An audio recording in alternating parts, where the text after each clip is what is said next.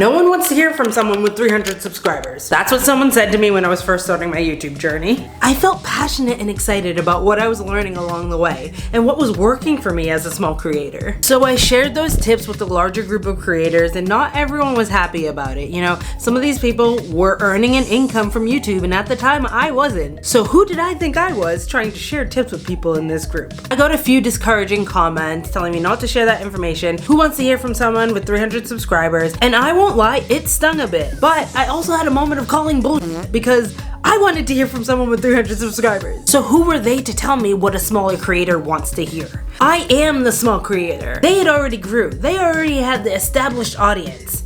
They already had the full-time YouTube income. So often I feel like people can get to a certain point and forget what it feels like to be the little guy still trying to figure it out. So in this video, I just want to share a different perspective. I want to share why I still keep an open mind to tips from smaller creators and what I've learned from them along the way. And for me, I think it just comes down to the fact that I find it more relatable sometimes hearing from someone who is at a similar point in their journey as I am. It's just more relevant. It's not like I did this 5 years ago. It's like, this is what worked for me this month. You know what I mean? Hearing from someone that is 1 to 2 steps ahead of you can just feel so much more empowering. When I was at 50 subscribers, hearing from someone that had just reached 300 subscribers just felt right to me. It just felt relatable to me, because at that point I couldn't focus on something like hitting 1,000 subscribers or hitting 100K subscribers when I couldn't even fathom reaching my first 100. I'm just so big on taking things small. And you know, I hear a lot of creators talk about trying to get to the 1,000 subscribers, but it feels so discouraging, and reaching those monetization goals. And I always just suggest to just break it down into smaller goals so it gives you something to reach for that feels more attainable. So if you're at 50 subscribers, your next milestone is 100, and then your next milestone might be 200 or 300, and then 500, and then 800, and then the 1,000. Like if you're just like looking at the 1,000 and looking at how far you are, it can just feel so discouraging. So I always say take it small. Like it can be really helpful to follow someone who's just a couple of steps ahead of you. They might not have figured every step out, but they figured out the next couple of steps. And when you are trying to not overwhelm yourself, I feel like that can be so beneficial. Like if someone has learned something that helped them and they want to share that, having this closed mind of like, oh, I only listen to people who are at 100K or above. It's just not the mindset for me, and it can hold you back from progressing in ways that you might not have thought of. And I get that some people feel that way, and you are entitled to feel that way and to learn from who you want to learn from.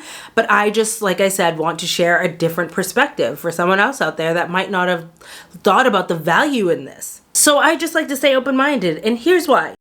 If you've been around my space for a little bit, you might notice that things are a little different here. I got a couch. It's like a futon couch thingy. It's so cute. I do wish it was a different color, but I got it off Facebook Marketplace and I had to jump on the deal, especially since they basically lived across the street. So I was like, we're jumping on this. So got my couch, really excited about it. We are in the thick of winter here in Australia. I'm gonna go grab my comfy blanket so we can chill on the couch and can chat more about all the things, creator things. Because as much as I try to make videos about other things, I always find myself coming back to talking about behind the scenes of creator life, my thoughts on creator life, creator this, creator that. So I'm just gonna stop resisting it, okay? I get it if this isn't the vibe for you and you liked all my other content. This is just some of the content I love talking about. So there you go.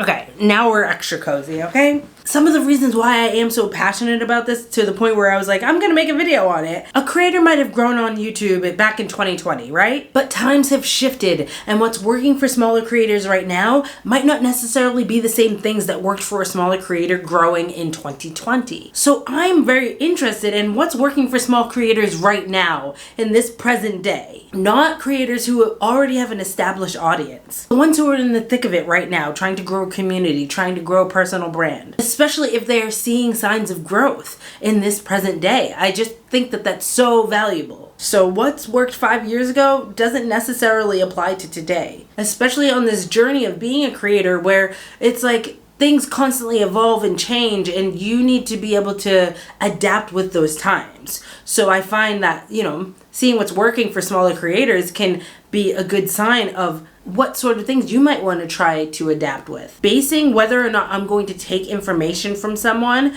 based on their subscriber count just neglects all the other wisdom that they might possess. You might have just started your YouTube journey, but what were you doing before YouTube? What skills and knowledges did you possess prior to that from doing other things in your life? Or maybe you were on other platforms that you've mastered and grown an audience and all of that kind of stuff. You know what I mean? It's just like, maybe you're new to YouTube, but maybe you've been in online marketing for the last 10 years. That person would still have so much value to offer. So I feel like going off of just a subscriber count just neglects everything else that makes up that person and their experience and skills. So it's just like, you can't just write people off because they're like, what do they know? They might know a lot. Everyone starts with 0 on YouTube. Every single person starts with 0 subscribers. So it's just like, I just don't think that number equates to this person has value to offer me or doesn't have value to offer me. I don't know. I sometimes feel like what works for bigger creators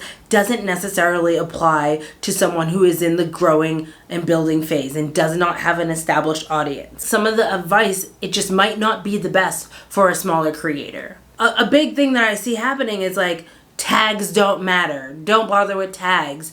And I feel like when you are a small creator, you need to give yourself the best fighting chance to be seen in the algorithm. So why wouldn't you do the tags? Maybe if you already have an established audience and people are already know, like, and trust you and are coming to your page regularly and your engagement's there. Like, but if you don't have that, I'm gonna do the tags, okay? I'm doing the tags because 1, it takes an extra 5 minutes, but 2, it's just another thing in my control that I can do to help set my videos up for success and my content that I'm putting my hard work into. Why wouldn't I do that? So while it might not really make a difference for someone that has an established audience and that's been creating for X amount of time, I do feel like some things just apply differently to smaller creators. And that might be an unpopular opinion, but that's just how I feel. Some people just forget what it's like being in that part of your journey because they're so far removed from it. You know, it's been 6 years since you were a small creator. So it's so much harder to really think back to the day-to-day of what that felt like. And also how that's going to work in relevant times. So yeah, I just feel like sometimes the tips from bigger creators feel a little bit out of touch because they are so far removed from that part of their journey, and that's just normal. Like, I don't think that there's anything wrong with that. I just think that it needs to be taken into consideration whether you're the person giving the advice or you're the person taking the advice. So that's another reason I find, you know, smaller creator tips, advice, growth, all that kind of stuff can be way more valuable to me, and depending on what it is. And that's not to say that I don't take advice from bigger creators or people who specialize in certain things. You know what I mean?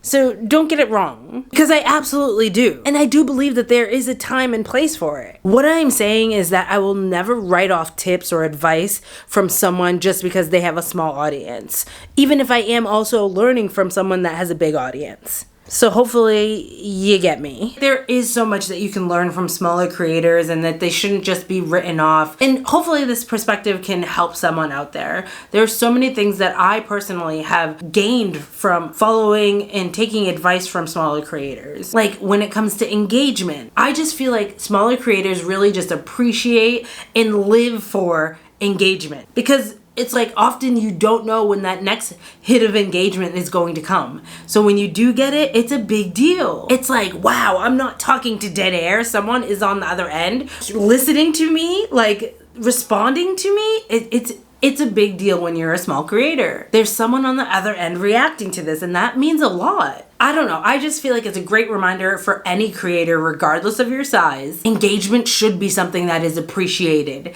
and valued and honored. And I just think that smaller creators do a really exceptional job at showing that appreciation. And I feel like a lot of times as I see channels grow that I personally follow, sometimes it can feel like engagement is expected.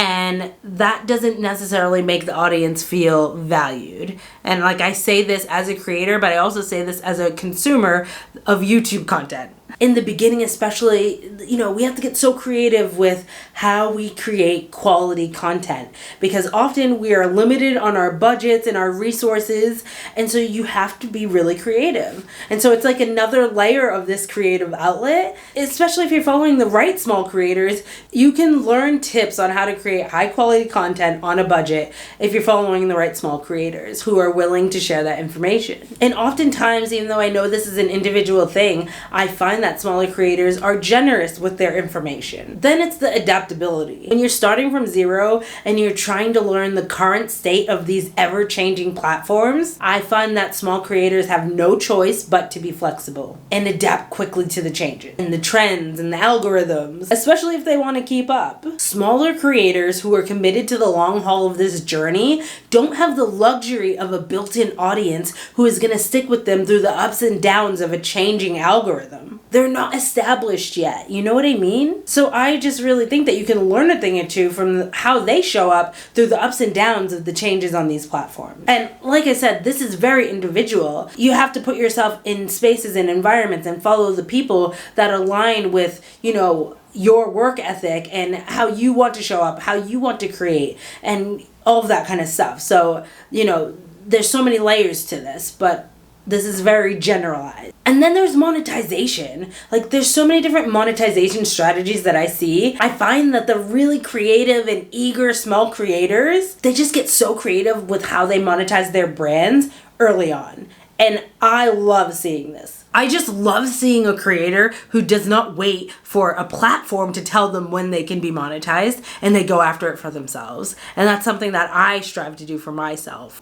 They don't wait for the platform to tell them they've reached a requirement so that they can start earning an income. They take it into their own hands. And I just feel like it's so empowering and it's so inspiring seeing small creators do this. Create their own streams of income outside of the platforms while they're still building on those platforms. It's a way that I've seen some small creators take back that sense of control when it comes to monetization, instead of just sitting around complaining about an algorithm or complaining about, YouTube really needs to change their monetization requirements. 4,000 watch hours is too high. Instead of sitting in that energy, it's like, okay, maybe I haven't reached the monetization for YouTube, but what else can I do? How else can I monetize now? What value do I have to offer that I can monetize right now in this very moment? I can't do that yet, but what can I do? I love that mindset and I just respect it a lot. I find if you really look, you can really start creating some alternate ways and streams of income that you can work on while you're building to reach those requirements for the other platform, while you're still in the audience building phase. And if you're a small creator who has done this, I would love to hear what you're doing, the other ways that you've brought in an income, in the comments below, because I know it will help me and it sure will help someone else out there. And then there's the resilience and the persistence that I see from small creators. And like I said, this isn't all small creators. There are a lot of creators out there who are just lazy and complain about how it's so hard and this and that. Again, this is why it's important to really be mindful of who you choose to follow and who you choose to be your inspiration. Smaller creators are constantly overcoming challenges and setbacks. When I see a creator that's just showing up week after week, they might not be going viral or getting crazy amount of views. They're still showing up. They're committed to their vision. They're committed to building their community of their dreams and sharing their message. It's really inspiring to me. It's like, if they can do it, so can I. If I'm having a hard day and I see that, it's just like, okay, we'll show up again tomorrow and we'll reset and we'll try again. It's like when you see someone else at a similar point in their journey pushing through, it's like, I'm not so alone in this. I know someone else feels what I'm feeling right now. And I just find that comforting in my own challenging parts of this journey. So let me know, did this resonate with you? Are you a small creator yourself? Do you have any tips that you might add to this? And if you are a creator, what is your biggest struggle on your journey? I would love to hear from you in the comments below. With that, thank you so much for watching. Consider subscribing, and I hope to see you tuning in to another video soon. Bye!